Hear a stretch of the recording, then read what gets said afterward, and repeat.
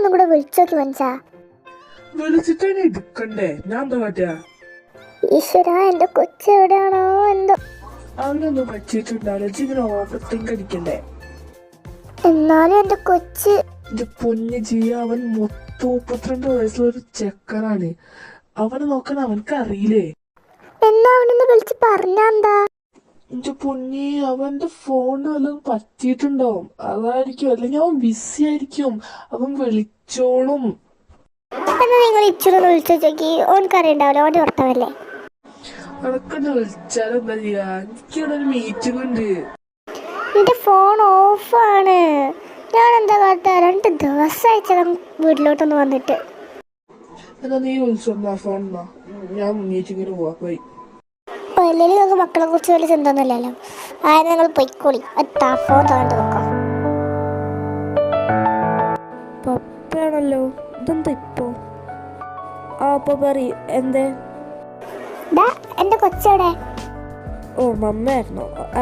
J ആണോ? എനിക്കറിയില്ല. അവനല്ല. പിന്നെ ആരാ? ഫിലിക്സോ? സ്റ്റൈലോട് ചോദിച്ചു നോക്കി. ഫിലിക്സ് ഒന്നല്ല, ജിമിനെ എവിടെയെന്ന്. ഓ, എനിക്കറിയില്ല, ക്ലാസ്സിലായിരിക്കും, ഞാൻ നോക്കട്ടെ. ഓനോട് എന്നെ ഒന്ന് തിരിച്ചു വിളിക്കാൻ പറയട്ടാ. എന്തമ്മ, എന്തെങ്കിലും പ്രശ്നമുണ്ടോ? അല്ലടാ, അവൻ ഫോൺ എടുക്കുന്നില്ല, എന്തെങ്കിലും പറ്റുമോ? ഓ, അങ്ങനെ. നിങ്ങളെ നടുവത്ത മോനെ നിങ്ങൾ വിളിച്ചിട്ട് എത്ര കാലമായി? വിളിക്കാത്തല്ലോ, എടുക്കാത്തല്ലേ. അവന് പിന്നെ തന്തനെ തള്ളിയൊന്നും വേണ്ടല്ലോ. പിന്നെ കൂടുതൽ ചോദ്യങ്ങളൊന്നും വേണ്ട, വേഗം ഓനോട് തിരിച്ചു. അല്ലെങ്കിലും അവനെന്തിനാ നിങ്ങളെ ഫോൺ എടുക്കുന്നത്? അവനാണ് നിങ്ങളെ വേണ്ടാത്ത, നിങ്ങൾക്കല്ലേ അവനെ വേണ്ടാത്ത. എനിക്ക് എങ്ങനെ ഇത് പറയാൻ വേദിച്ചു? അവനിപ്പോ ഞങ്ങൾ സ്വീകരിക്കാൻ തയ്യാറാണ്. അവനവൻ്റെ ജീവിതത്തിൽ ഏറ്റവും ആവശ്യമുണ്ടായ ടൈമിൽ കൊടുക്കാത്ത സ്നേഹം ഇപ്പം കൊടുത്തിട്ട് എന്തിനാണ്?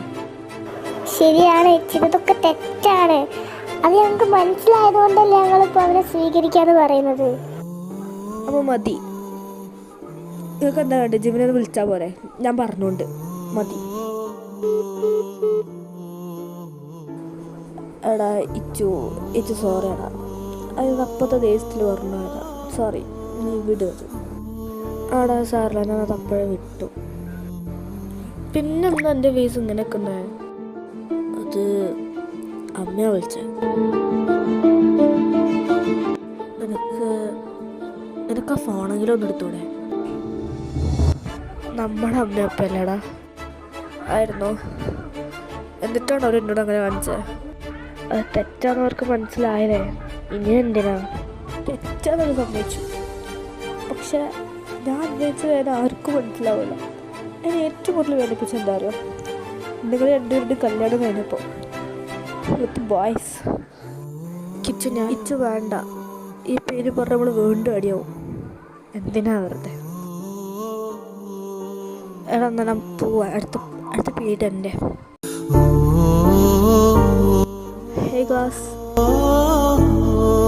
നമുക്ക് പുതിയ ടോപ്പിക്ക് തുടങ്ങാം കേട്ടോ.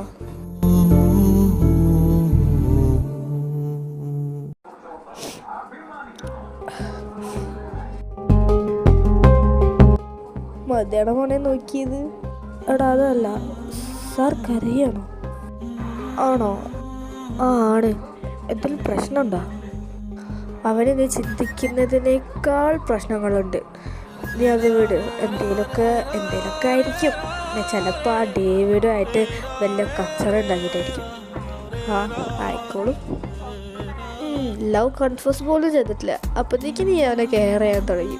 ഇതങ്ങോട്ട് പറഞ്ഞൂടെ? എത്ര കാലമായിന്നാ? അതിപ്പോൾ എങ്ങനെയാ പെട്ടെന്ന് പറയാ? കൺഫ്യൂസ് ചെയ്തിട്ട് സാറ് റിജക്റ്റ് ചെയ്താൽ ഞാൻ എന്താ ചെയ്യുക? അങ്ങനെ റിജക്റ്റ് ചെയ്യുന്ന എനിക്ക് തോന്നുന്നില്ല. എനിക്ക് തോന്നുന്നു അവനും നിന്നെ ഇഷ്ടമാണെന്നാ. ആ, അതെന്തേലും ആയിക്കോട്ടെ, നീ ഒന്ന് മിണ്ടാതിരിക്കും, സാറ് നോക്കുന്നുണ്ട് കുറേ നേരമായിട്ട്. ആ, അത് മിക്കവാറും നിന്നെ നോക്കുന്നതായിരിക്കും. തിരിച്ച് നോക്കിക്കോ, എന്തിനാണ് നിന്നെ നിരാശപ്പെടുത്തണേ? ചുമ്മാ ഇരിക്കും ചുമനെ. ഹോ, ശയ്യ, പോടാ.